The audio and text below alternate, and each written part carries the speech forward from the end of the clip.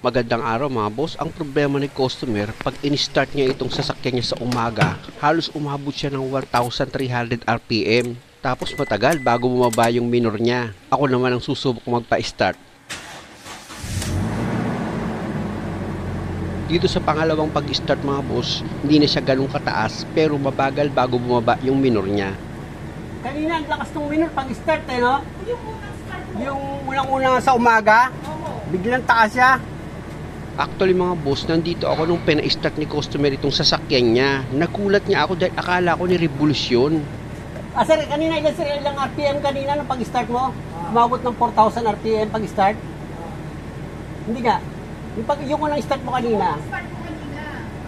Ang lakas ng minor nun sir. Yung pag-start mo kanina, biglang taas yung minor, yung unang-una. Umabot ng ilan? Umabot ba ng 4,000 o ano? Saan dito? Ito ba? Opo. Umabot saan? 3, 2 o ano? 3. Umabot ng 3? Diyan mo makikita yan. Oo, dyan. Biglang taas kanina pag-start mo, di ba? Tapos ngayon, yung start niya, yung pangalawang start, mababa na eh. Hindi na masyadong mataas. Yung unang start lang, biglang ganon. Yan ang problema ni customer. Halimbawa, natenga ng ilang oras itong makina na hindi umaandar. Pag start niya, biglang angat. Umabot siya ng 3,000 yung pag-start nyo kanina, no? RPM.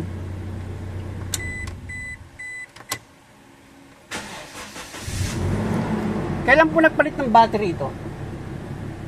5 years na. 5 years na? Nararamdaman ko kasi pero medyo nagdi-delay na yung pag-start eh.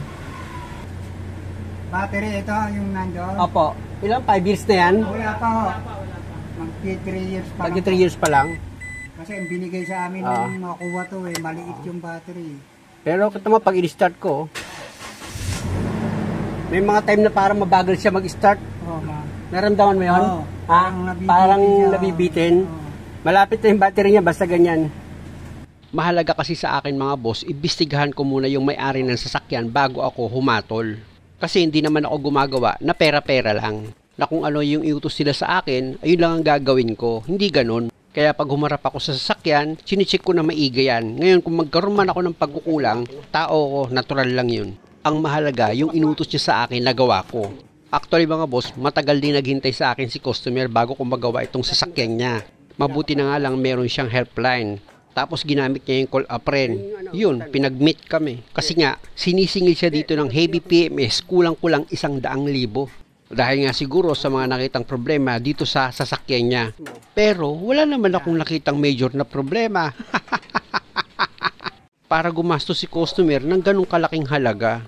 Actually mga boss, kulang na kulang si customer sa maintenance. Pero hindi ibig sabihin na malaki na yung gagastusin niya. Hindi ganun. Tanggalin ko na nga itong nakaharang dito sa fuel filter mga boss. Para itong fuel filter na medyo malapit ng mabulok, mapalitan ko na.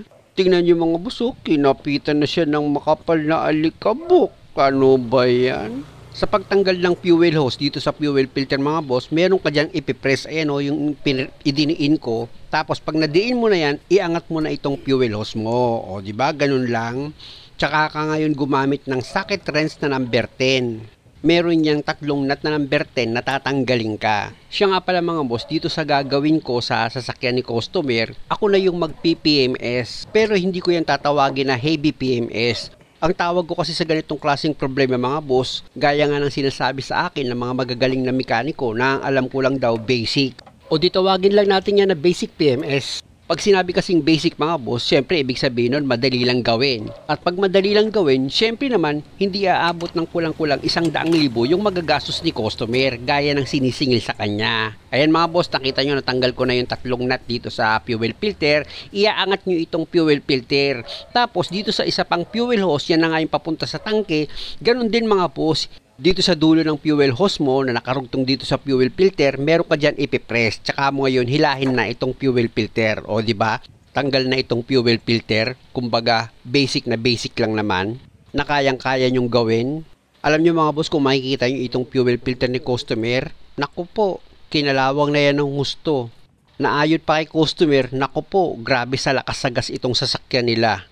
Tingnan niyo yung gasolina na unang tumapon dito sa palad ko, kulay itim siya. Halata mga boss na itong fuel filter ni customer, matagal na panahon na hindi pa ito napapalitan eh. Siya nga pala 2008 model itong sasakyan ni customer, for your information lang naman. After ko matanggal itong fuel filter, dito naman ako sa pagtanggal ng air filter dito nga sa air filter housing niya. Meron ka lang naman dyan iaangat na 3 clip para itong cover ng air filter may taas mo. Ayan mga boss, kung makikita nyo itong air filter niya, di wow, ang kapal na ng alikabokya niya.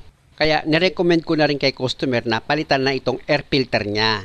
Dito naman ako ngayon sa inlet hose ng cover ng air filter. Yan yung papunta dito sa throttle body. Meron ka dyan tatanggalin na 2 bolt na number 10. Ayun mga boss, yung 1 bolt na natanggal ko na.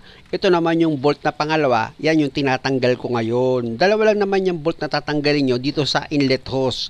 Tapos gamit ka ng socket wrench na number 10. Para maluwagan mo naman itong clamp dito sa inlet hose. Na nakarugtong nga yan dito sa cover ng air filter mo. At dito naman sa throttle body, meron din siyang clamp. Ayan mga boss, kung makikita nyo, niluluwagan ko lang yung clamp. Hindi nyo kailangan tanggalin yung clamp mga boss, luwagan nyo lang. Tapos itong vacuum hose, i-disconnect mo yan. At sa likuran nitong inlet hose, yan tinatanggal ko, meron pa dyang isang hose na i-disconnect ka. Para may angat mo na ng tuluyan itong inlet hose mo. Ayan na mga boss, natanggal ko na. Silipin na ngayon natin itong throttle body ni customer. Kung makikita nyo mga boss, grabe na yung carbon dito sa loob ng throttle body ni customer na nakapaikot dito sa plate niya. Pag ganito mga boss, unang-una, pag start mo ng sasakyan mo, nako, mataas talaga yung minor niyan. Pinakita ko nga kay customer para malaman niya yung dahilan ng problema. Puro carbon na, yung kulay itim. Puro carbon. Diyan lakas sa gas. Oo, lakas. Pag ganito kasi mga boss na marumi itong throttle body, nagkakaroon ng kabig yung manibela nyo. Nakadalasan ang kabig ng sasakyan mo pakanan. Ayan mga boss, barado talaga siya. Punta kayo ni Negroy. Alam ko yun.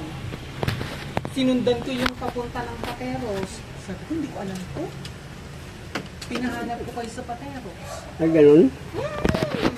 Grabe pala yung paghahanap sa akin ni customer. Pinahanap ko kayo dun sa may Petron, dyan sa Napindan. Balik na ako sa trabaho mga boss, dito naman ako sa spark plug. Para matanggal mo itong spark plug, meron ka dyan munang tatanggalin na ignition coil. At sa bawat ignition coil, meron siyang bolt na number 10. Kailangan maluwagan mo muna yung tornilyo noon mga boss. Ayan o, kung makikita nyo, niluluwagan ko yung tornilyo. At pag maluwag na yan, pwede mo na yung kamayin para mas mabilis mong matanggal itong 4 na bolt dito sa bawat ignition coil. O ito na yung pang-4 na bolt na tatanggalin ko sa ignition coil. Tapos, teka muna, tigil muna ako. Grabe yung sikat ng araw mga boss, ang sakit sa likuran. Kaya naglagay muna si customer ng tabing dito para hindi naman ako masyadong mainitan. Baka mamaya matuluyan na ako ma-high blood ng todo nito. Ayan mga boss, may tabing na. Hugutin ko na itong socket wire dito sa bawat ignition coil. Sa pag-disconnect naman ng socket wire dito sa bawat ignition coil, meron ka lang naman dyan mga boss, ipipress, ididiin mo kumbaga, tapos hilahin mo na ngayon itong socket wire dito sa ignition coil pag na-press mo na. O di ba? Natanggal ko na yung 4 na socket wire. Pwede mo na ngayon hugutin bawat ignition coil dito sa spark plug. Huwag kayong mag-alala dahil nakatusok lang naman itong ignition coil dito sa bawat spark plug niya. Kaya wala kayong dapat na ipag-alala. After nyan, gagamit ka ngayon ng spark plug wrench para maluwagan mo naman itong 4 na spark plug mo. Siya nga pala mga boss, hanggat maaari, pag nagluwag kayo ng spark plug, huwag nyo akong gayahin. Kasi kabisado ko na itong impact wrench ko. Mas mabuti na gumamit kayo ng ratchet mga boss para sigurado kayo na hindi kayo magkamali sa pagluwag ng spark plug. Kasi pag impact wrench ang ginamit yung panluwag, pwede magkamali kayo. Mamaya pahigpit pala yun, di nasira pa yung thread nitong spark plug. Natap over pa nang wala sa oras itong makina nyo. At dahil sa maluwag na itong spark plug, ang gamitin yung panghugot dito sa spark plug mga boss, dahil nga sa malalim yan, pwede naman itong ignition coil nya. Itusok nyo lang yan sa spark plug at yung spark plug naman, kakapit naman yan dito sa ignition coil mo. O di ba? Natanggal ko na yung isang spark plug. Ganon din sa pangalawa mga boss, sa pangatlo, sa pang-4, itutusok nyo lang lagi itong ignition coil nyo para matanggal nyo nga itong spark plug. Kung makita nyo itong spark plug mga boss, grabe, sobrang tagal na siguro nito. Pero nagtataka lang ako mga boss, meron naman daw nagme-maintenance nitong sasakyan niya. Sikat pa nga yung pagawaan na pinupuntahan niya eh. Ang alam ko nga, pag pumasok daw doon yung sasakyan mo, paglabas daw parang bago na. Eh di wow, kaya pala kulang 100,000 yung singilan. Pag nagpa-heavy PMS ka, tingnan nyo itong gap ng spark plug ni customer mga boss, oh. Grabe, malaki na yung gap niya. Tapos yung center electrode niya, pudpud na. Pati yung side electrode, manipis na rin. Talagang matagal na nga itong spark plug ni customer kahit na meron pa yung nagbe-maintenance. Pasensya na kayo mga boss, ano? Hindi ko maituloy-tuloy yung trabaho dahil nga sa bumibili pa ng pyesa si customer. Kaya nga kung mapapansin nyo, laktaw-laktaw yung paggawa ko nitong sasakyan. Nakita nyo naman sa simula, tinanggal ko yung fuel filter. Pangalawa, tinanggal ko yung air filter dito sa makina. Tapos pangatlo, tinanggal ko naman yung spark plug. Ngayon, isunod ko naman itong throttle body. Unahin kong tanggalin dyan itong coolant hose nya. Meron yan 2 clamp na ililihis kayo para matanggal sa pagkakaipit itong 2 hose dito sa coolant hose ng throttle body. After ko matanggal yung 2 coolant hose dito sa throttle body, hugutin ko na itong socket wire nya. Kaya lang napansin ko itong pinipress dito sa socket wire, putol na. Ayan o mga boss o. Sa bagay hindi naman nakatakataka yan kasi naiinitan tapos plastic pa. Talagang napuputol yan. Kaya luwagan ko na yung 2 nut at 2 bolt dito sa throttle body. Gumamit lang naman ako dyan mga boss ng socket wrench na number 10. At kung makikita nyo, niluluwagan ko na yung 2 nut at 2 bolt dito sa throttle body. At pag maluwag na yan mga boss, gaya ng dati, i-manual mo na sa pagluwag itong 2 bolt tsaka 2 nut dito sa throttle body para mas mabilis mong matanggal itong 2 nut at 2 bolt. Ganun. At syempre naman mga boss, sasamahan nyo lagi ng pag-iingat. Tatandaan nyo lahat ng ginagawa nyo, pati yung mga tornilyo, kung saan nyo siya tinanggal, dapat dun nyo rin siya ibabalik. Huwag nyo ugaliin yung pagpalit-palitin yung mga tornilyo, huwag ganun. At pag natanggal mo na yung 4 na tornilyo, pwede mo na ngayon iangat itong throttle body mo, di ba? Ganun lang naman siya kadali. Wala naman siyang kahirap-hirap. Tignan nyo, pansinin nyo yung plate niya. Hindi na masyadong nakababa. Kaya ang nangyayari, yung minor nyo or yung pag-start nyo, lalo na sa umaga, biglang taas yung minor. Dahil nga sa sobrang dami na ng carbon nitong, throttle body nyo. At hindi na nakalapat ng maayos yung plate niya. Kaya yung minor naman, mabagal siyang bumaba. Tapos, magsisimula na nga dun yung paglakas nyo ng, or pagkonsumo nyo ng malakas na gasolina. Tanggalin ko muna itong gasket niya. Iangat nyo lang yan mga boss. Pero dahan-dahan, baka naman maputol itong gasket.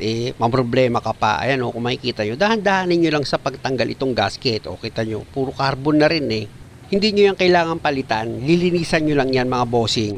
At habang bumibili ng pyesa si customer, lipat naman ako dito sa aircon filter niya. Dahil nga sa napansin ko nang mag-on ako ng aircon, mahina yung buga ng hangin niya. Kaya possible dyan mga boss, itong cabin filter niya or aircon filter, marumi na yan. At para matanggal mo itong aircon filter, iangat mo lang itong glove box niya. Yan nakita nyo naman, diba? Itinaas ko lang. Ito na siya sa pagkakalak. Mag-ilaw ako mga boss, medyo madilim Ayan, niliwanagan ko na para makita nyo kung paano ko tatanggalin itong aircon filter niya. Meron niyang cover at sa gilid ng cover, nakita nyo may itinulak ako na maliit doon. Ayan yung tinuturo ng hinlalaki ko. I-press nyo lang yun tsaka nyo iangat itong cover para matanggal nyo na ngayon itong lumang aircon filter niya. Ayan na mga boss, natanggal ko na itong aircon filter niya. At kung makikita nyo, itsurang kabuti na yan. Muli mga boss, dahil sa mahaba itong video, pasensya muna kayo. Abangan nyo na lang kung magiging okay itong sasakyan ni customer sa paggawa ko. At maraming salamat sa panonood. Sana nakakuha kayo ng idea. At kung maaari lang naman, huwag niyong kalimutang mag-subscribe sa channel ko. At baka merong good Samaritan dyan, palike naman itong video. Maraming salamat!